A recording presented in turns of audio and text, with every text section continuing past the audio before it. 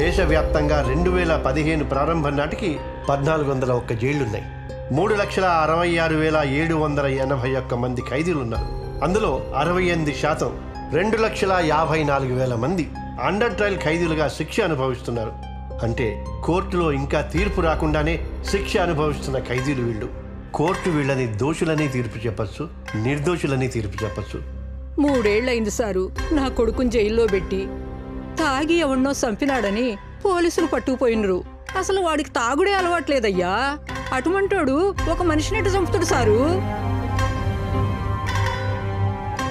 मेरा बेटा को दुबई में अच्छा नौकरी मिला साहब. वो 10 दिन में जाने वाला था. पुलिस वालों ने गलती केस में अरेस्ट किया. अभी वो जेल में है साहब.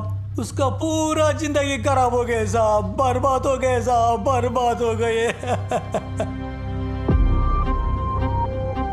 చిన్న గొడవ జరిగి మా బాబాయ్ సూసైడ్ చేసుకుంటే దానికి కారణం అమ్మ నాన్నేనని వాళ్ళిద్దరిని జైల్లో పెట్టారు సార్. నాకు తమ్ముడు చెల్లి ఉన్నారు సార్.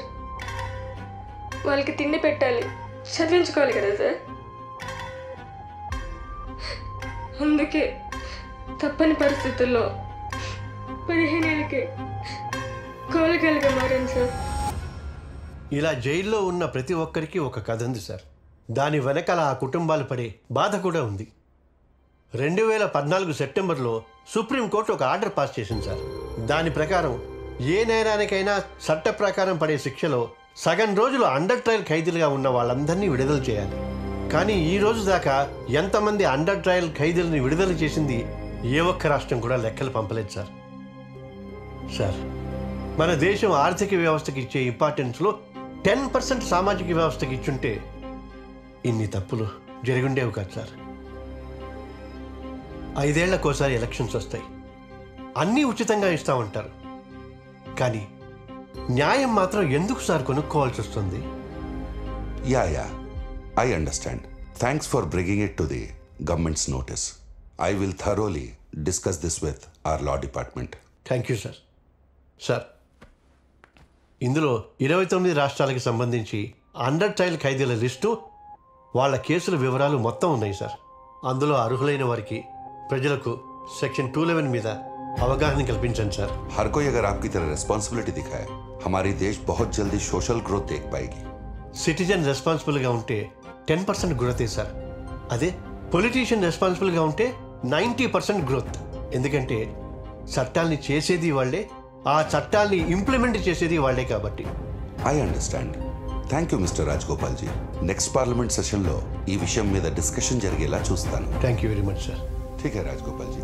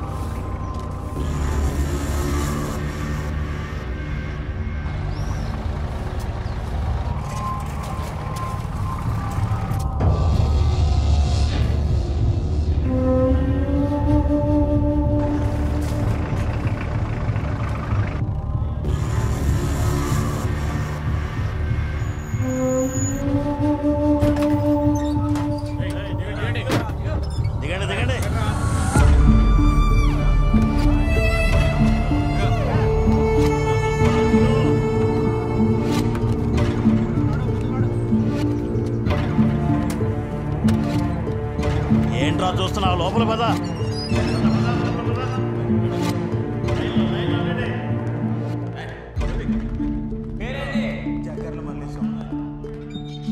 ఏం చేసి జైలుకి వచ్చినావు? దొంగతనం సార్.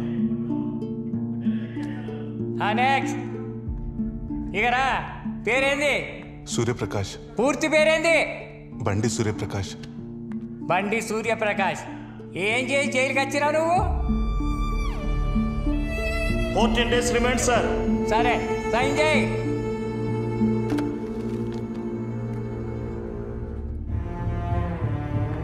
నెక్స్ట్ ఎవరు? ఇక్కడ నుంచో. పేరేంది? షర్ట్ అయిపో. వెనక్కి తిరగవు, తిరిగి వెనక్కి తిరగవు. ఏ పాయింట్ కూడా ఇప్పు. పాయింట్ ఇప్పమంటే నిలబడి వస్తావేంట్రా? పాయింట్ ఇప్పు.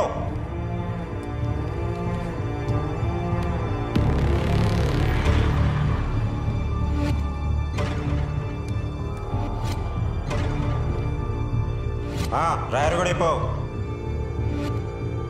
డ్రైవర్ కూడా ఇప్పమంటుంటే.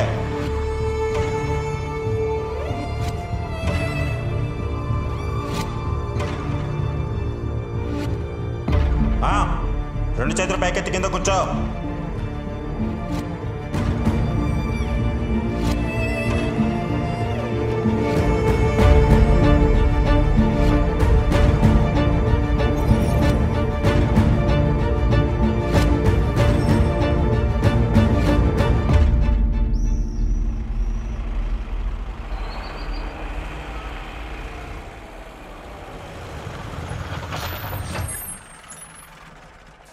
దిగండి దిగండి, తొందరగా దిగండి.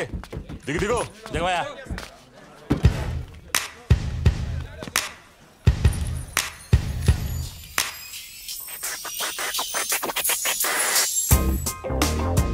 కాకా థ్యాంక్ యూ సో మచ్. పెట్టి కేసు కూడా ఇట్లా సంకెళ్ళేసి తీసుకొచ్చినావు కదా, క్యా బాత్ హే. ఇక చూడు, ఈ జేబులో ఫోన్ ఉన్నది, తీసి ఒక ఫోటో. ఫోటో దేనికిరా? దేనికా? సంకెళ్ళ నడుమ నలిగిపోతున్న సోషల్ మీడియా. ఇదే నా నెక్స్ట్ యూట్యూబ్ వీడియో, ఆర్టీవీలో చూడు. కాకా నమస్తే. నమస్తే. మళ్ళీ వచ్చిరావు నువ్వు. ఈసారి ఏం పోస్టింగ్లు పెట్టి వచ్చిరావు? ఈసారి పైన పడుకుంటేనే కిక్ వస్తుందంటున్న పూజా ప్రీత్ అగర్వాల్. వామ్మో, గంత పెద్ద హీరోయిన్ మీద పోస్టింగ్లు ఎట్లా పెట్టావు నువ్వు ఆమె మేనేజర్ లెక్క గలిజిగా రియాక్ట్ అవుతున్నావు కదా. ఇక చూడు, ఆ మీద మార్కెట్లో కొత్త పార్పు కొనుక్కున్నదంట, దాని మీద పడుకుంటేనే నాకు మంచిగా అనిపిస్తుంది అంట. అది మా ట్విట్టర్లో పెట్టింది, నేను యూట్యూబ్లో పెట్టిన. దానికి అందరు గత్తరొచ్చి గాయగాయ నన్ను 7 రోజులు ఇంటికి పంపించారు. నీతో గమ్మత్తుకున్నది. ఇన్నిసార్లు చూసినా ఏం తేడా వస్తుందో నాకు అర్థం కాదన్న. ఓకేనా? ఓకే వెళ్ళు. ఏంది కొత్తగా జాయిన్ అయినావా? పెట్టి కేసిన వాళ్ళకి యూనిఫామ్ ఇయ్యరు, వానికి 2 ఏళ్ళు శిక్ష పడ్డది. పొద్దుగా 7 వస్తారా నాయన. మీరు అటు వెళ్ళి తొందరగా కానే ఉండే. తెలుగులో అసలు ఏ యూట్యూబ్ ఛానల్ లేదని సబ్స్క్రైబర్స్ నా ఛానల్ కూడా తెలుసా? సో అందుకని అర్జెంట్గా నువ్వు RTV యూట్యూబ్ ఛానల్కి సబ్స్క్రైబ్ చేయి. సబ్స్క్రైబ్ చేసుడే కాదు, పైన ఒక బెల్ ఐకాన్ ఉంటుంది, అది కొట్టు. అప్పుడు నీకు ఫ్రెష్ అప్డేట్స్ వస్తాయి. అర్థమవుతుందా? RTV news channel.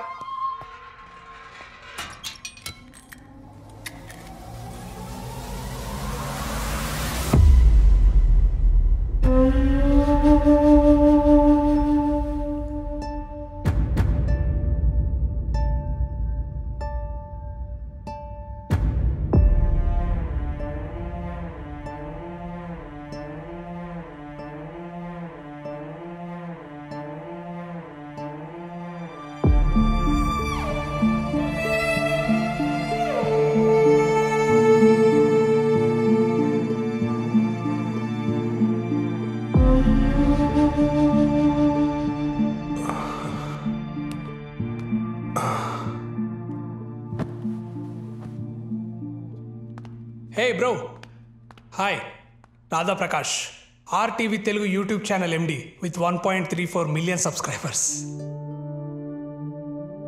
Bro, hey bro, meditation సెంటర్లో డీజే పెట్టినట్టున్నది. భయ్యా మాట్లాడు, నేను మాట్లాడకుండా ఉండలేను. Oh my Pooja Preet Agarwal 7 days అట్లా గడవాలన్నా ఏందో.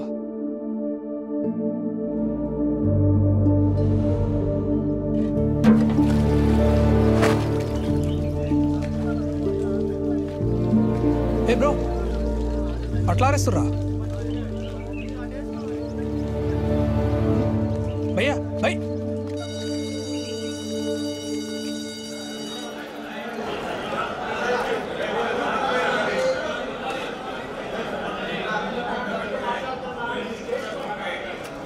ఏంద్రా గీ లొల్లి, గింతగానం సౌండ్ పొల్యూషనా? నేనే డీజే అనంటే నాకంటే ఒక్కొక్కడు తురుముఖాన్లు ఉన్నారు ఇక్కడ.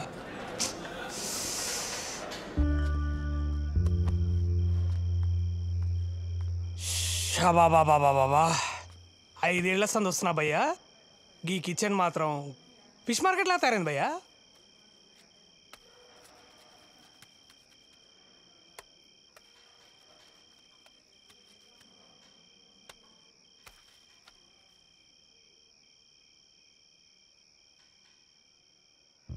అమ్మ నాన్న భయ్య 25 ఏళ్ళు నాకు అన్నం పెట్టిర్రు. నేను కరెక్ట్గా వాళ్ళకి అన్నం పెట్టే టైంకి నన్ను వదిలేసి వెళ్ళిపోయారు. నన్ను వాళ్ళ భుజాల మీద ఎత్తుకొని మోసిన వాళ్ళు తొందరగా నా భుజాల మీద మోస్తాని నేను ఎప్పుడు అనుకోలే.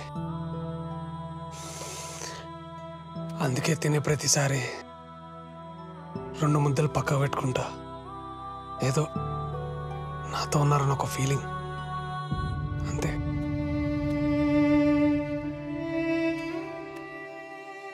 కానీ ఈ దునియాలో నిష్కల్మషంగా ఒక ప్రేమ ఉందంటే అది అమ్మ నాన్నదే భయ్యా. రాసిస్తున్నాను భయ్యా. భయ్యా అరే భయ్యా, అరే అట్లా పడేసి భయ్య వాళ్ళు తప్పు మాట్లాడినా నేను. భయ్యా భయ్య ఒకసారి మాట్లాడు నాతో.